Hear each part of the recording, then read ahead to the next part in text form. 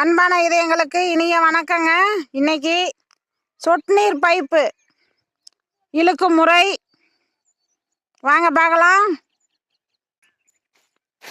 இப்படி நேராக நாம் இழுக்கணுங்க.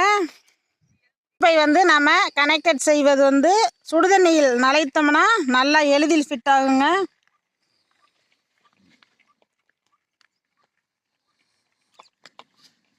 இல்லைன்னா வெயில் நேரங்களில் நம்ம ஃபிட் செஞ்சோம்னா எளிதில் ஃபிட் ஆகும். பாருங்க, நல்லா ஃபிட் ஆயிடுச்சுங்க. தண்ணி லீக் ஆகாது. பாருங்க, லேட்ரு இந்த மாதிரி சுடுதண்ணியில் 1 நிமிடம் வைத்து நாம் கனெக்ஷன் செய்தோம்னா எளிதில் ஃபிட் ஆயிருங்க. மீண்டும் கழட்டவே கழட்டாதுங்க. பாருங்க, கனெக்ஷன் செய்தாச்சு.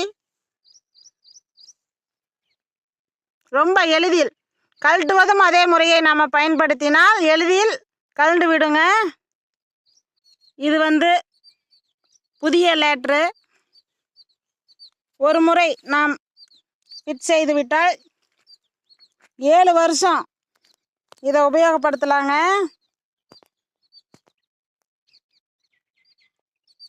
ஒவ்வொரு சொட்டு நீர் பாசனம் டியூப்புக்கும் இந்த மாதிரி நன்றாக இழுத்து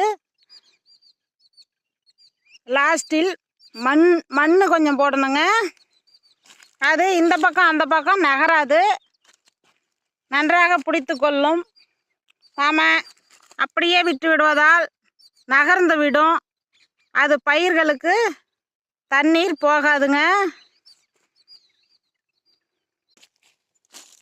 பாருங்க, இந்த மாதிரி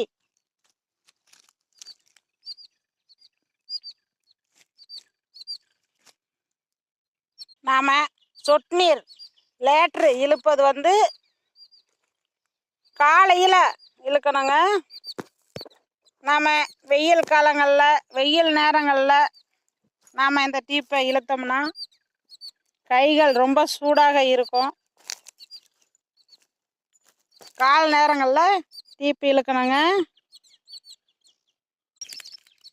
சொட்டு நீர் லேட்ரு பழைய லேட்டராக இருந்தால் ஒரு 5 நிமிடம் தண்ணீர் போக விட்டு பிறகு நாம் எண்டு கப்பு போடணுங்க.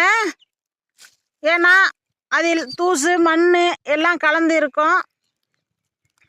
எலி கடித்திருந்தாலும் மண் புகுந்து விடுங்க.